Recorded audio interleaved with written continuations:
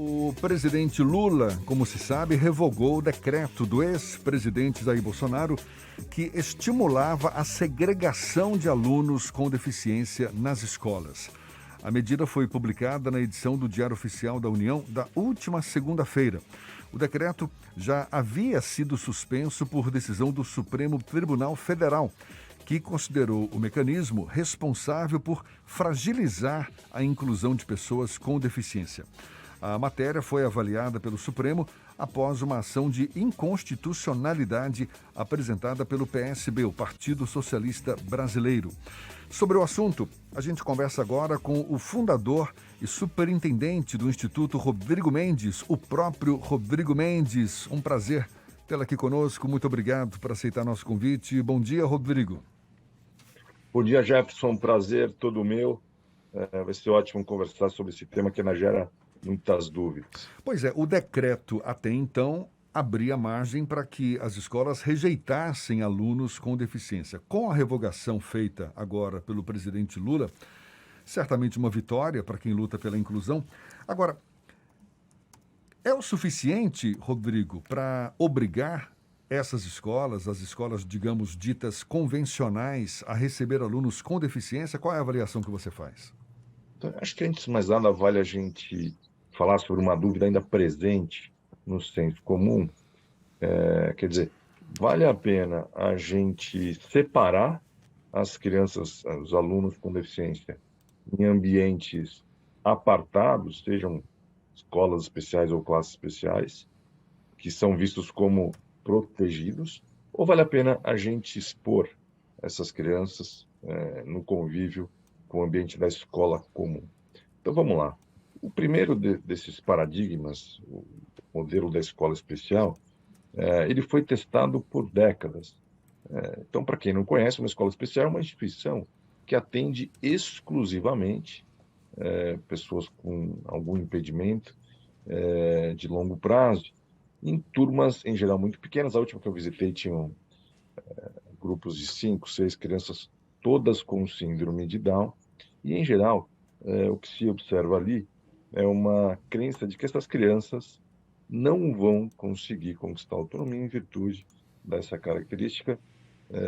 Me lembro de uma professora dessa escola dizendo aos pais de uma menina que fazia parte dessa turma pequena, que eles não deveriam forçar a criança a querer alcançar a autonomia em virtude dessa condição sindrômica.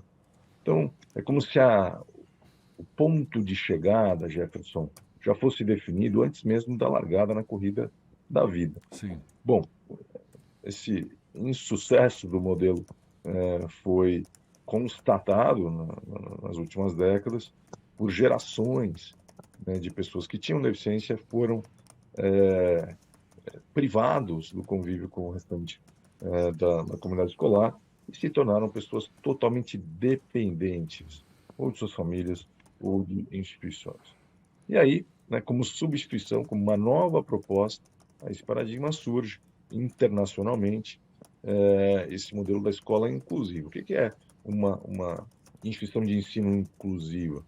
É uma escola que atende a todo o perfil de estudante e ela revela, se transforma para poder atender com qualidade essa pluralidade de alunos. Então, dando alguns exemplos aqui, a escola ela precisa, em primeiro lugar, apostar e investir nos seus professores. Isso envolve formação, envolve cursos, envolve reciclagem do seu conhecimento. E com isso, Jefferson, é bom lembrar que a escola ganha na qualidade do seu ensino, porque o seu corpo de docente passa a estar mais qualificado para as demandas do mundo contemporâneo. Outro exemplo é uma abordagem diferente em relação ao planejamento das aulas. Conseguir atender com qualidade a um grupo diverso pressupõe reuniões de trabalho colaborativo, participação dos vários professores na discussão de cada caso, a exploração de novas tecnologias, e tudo isso faz com que a sala de aula se torne um ambiente mais vivo, mais conectado com o mundo e suas novas realidades. E é bom lembrar que uma criança com deficiência pode sim precisar de um especialista, né? Mas não como uma substituição, e sim como um complemento à atividade que acontece na sala de aula comum. Então, Rodrigo, nas últimas décadas, a gente incorporou esse modelo como o paradigma almejado pelo país, e a gente vinha num processo virtuoso desde o início dos anos 2000, né, transformando as redes de ensino, até que, né, voltando agora à tua pergunta, em 2020 surge esse decreto, né, que rompe com todo esse amplo volume de investimentos e restaura a ideia de se destinar recurso público para sustentar escolas apartadas e que tornam a perspectiva de desenvolvimento dessas crianças muito limitada. Então, houve uma enorme mobilização por parte da sociedade civil, que gerou, né, que culminou nessa suspensão por parte do Supremo em relação ao decreto, e agora, felizmente, ele foi revogado, e a gente, então, retoma, eu diria, essa evolução que vinha sendo construída por parte dos professores, dos gestores e dos próprios secretários de educação. Rodrigo, bom dia, Ernesto aqui. Eu visitei o site do Rodrigo Mendes, do Instituto Rodrigo Mendes, e vi alguns princípios, né, que são bem interessantes. Um deles, toda pessoa aprende. Um outro princípio, que o processo de aprendizagem de cada pessoa é singular. E um outro princípio, que aí eu acho que é o gancho para te fazer a pergunta, é o convívio no ambiente escolar comum beneficia a todos. É um pouco do que você estava dizendo. Eu já vi escolas públicas que se adequaram para isso. Eu tenho acompanhado a evolução do filho de uma família amiga que tem transtorno autista moderado e viu a evolução desse garoto exatamente numa escola que ele convive com as outras crianças normalmente. Mas eu queria te perguntar o seguinte: se discute muito entre educadores o problema da formação dos professores, que o professor já sai da faculdade com uma dificuldade porque ele não tem o conhecimento didático, tem o conhecimento daquele conteúdo, mas falta o conhecimento didático. Além dessa dificuldade, Rodrigo, o que é que falta para que as comunidades escolares, para que os professores, eles sejam capazes de acolher bem o aluno especial e lidar com isso com os demais alunos? Porque acho que é uma grande lição também para as famílias e para os alunos que não têm nenhum tipo de deficiência, né? Aprender a conviver e respeitar o diferente. Mas o que é que falta para esses professores Bom conseguirem dia, cumprir Ernesto. bem isso? Agradeço a pergunta. Então, a gente está falando de um tema que é multidimensional, né? Então, essa questão da formação dos professores, ela é crucial. Não é à toa que a gente percebe por pesquisas que os próprios docentes pedem mais conhecimento. Então, isso se faz de forma contínua. Mesmo professores que já estão na ponta da sala de aula precisam de formação continuada, formação em serviço, né? O nosso instituto desenvolve uma série de modalidades desse tipo de formação e é muito positiva a transformação, né, que se gera quando o professor tem ferramentas, quando ele passa a ter subsídios para mudar a forma de planejar a aula, a forma de avaliar seus alunos e de trazer os familiares, os parentes para as discussões sobre seus filhos.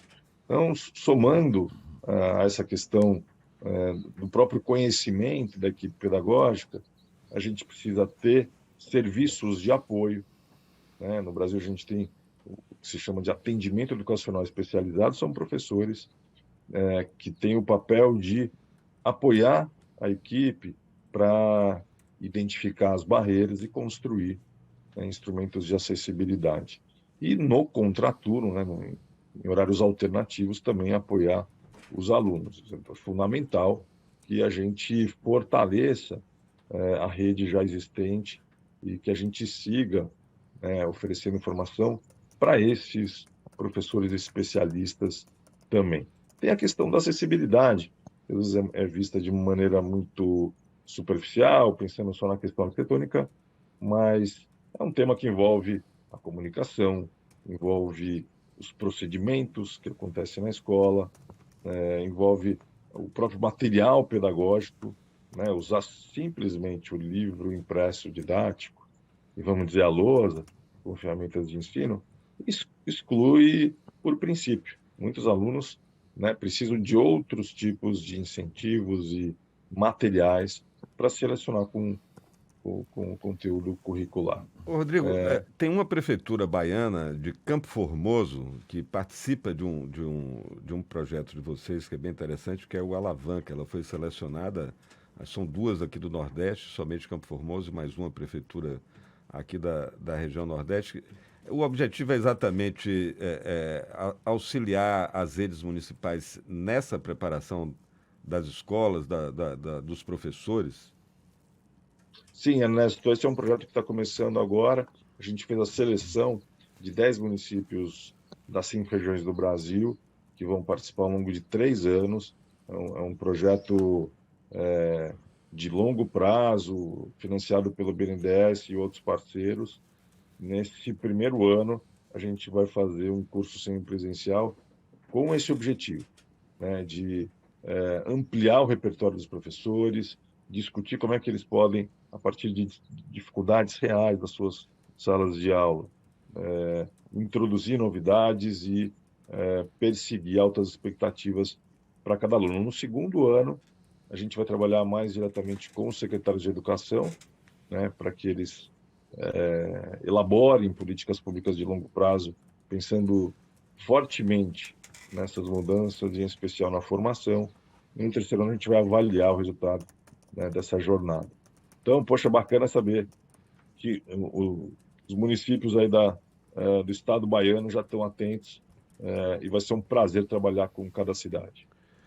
Cara, Rodrigo, dá para nós uma dimensão, porque quando a gente fala de um assunto desse, fica parecendo que nós estamos falando para uma porção muito pequena da população que vivencia esse tipo de problema, que tem alguém na família e é uma luta sempre grande para fazer valerem os direitos dessas pessoas, né? Mas essa questão alcança muito mais gente, né? Então, em termos quantitativos, né, muita gente não tem noção. Sendo conservador, né, a gente pode falar em cerca de 10% da população. Vamos fazer uma estatística básica aqui. Se a gente tem 50 milhões de estudantes na educação básica brasileira, né, a gente deveria ter aí cerca de 5 milhões de alunos com algum tipo de deficiência.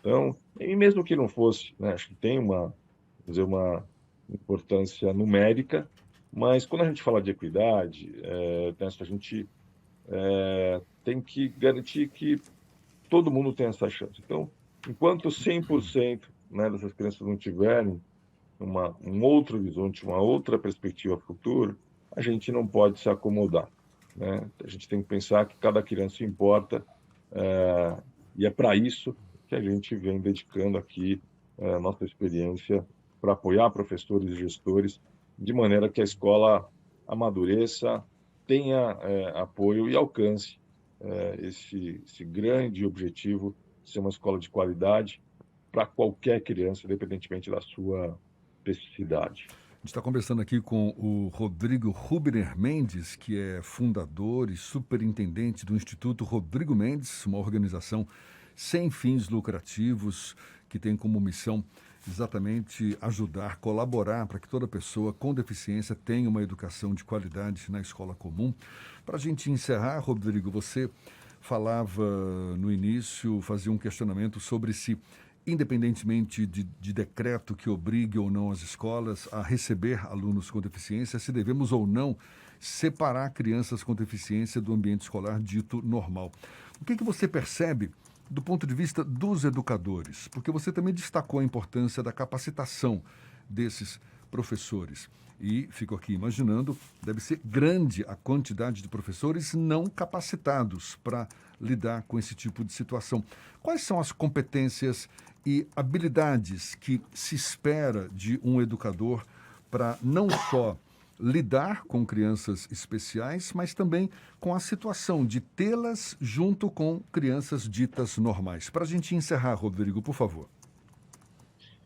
Isso envolve o professor mudar a forma de endereçar os desafios da sala de aula, né? Então, a diversificação de estratégias pedagógicas, ou seja, trabalhar com diferentes atividades ao mesmo tempo, né? Trabalhar em dupla dentro da sala de aula, trazer outros parceiros, né, para atuar juntamente, ao longo da implementação das suas atividades, avaliar os alunos de forma processual, ou seja, continuamente observando como é que o aluno, em relação a ele mesmo, alcançou novos sinais de aprendizagem, trazer também para a sala de aula tecnologias que hoje são de baixo custo e que eliminam as barreiras, que propiciam a acessibilidade. Então, estou dando alguns exemplos, mas no fundo a gente está tratando aqui do aspecto do processo pedagógico que precisa se desprender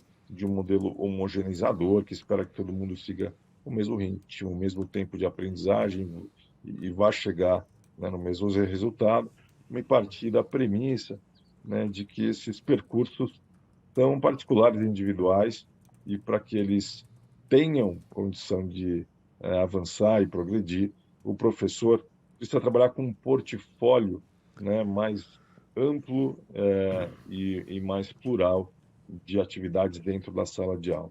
Quem quiser conhecer mais, a gente tem, né, 2 plataformas aí disponíveis, uma série de referências. Primeiro, o nosso portal sobre boas práticas é o diversa.org.br, e a plataforma de formação com alguns cursos disponíveis e abertos a qualquer professor. E o endereço é formação.rm.org.br. Ok. Rodrigo Rubner Mendes, que é fundador, repito, fundador e superintendente do Instituto Rodrigo Mendes, essa organização que tem como foco a inclusão de pessoas com deficiência na educação de qualidade e nas escolas comuns. Muito obrigado, sucesso, parabéns pelo seu projeto e seja sempre bem-vindo aqui conosco. Um abraço, Rubner. Até uma próxima. Obrigado, Jefferson. Um abraço a todos. Agora, 8h48 na Tarde FM.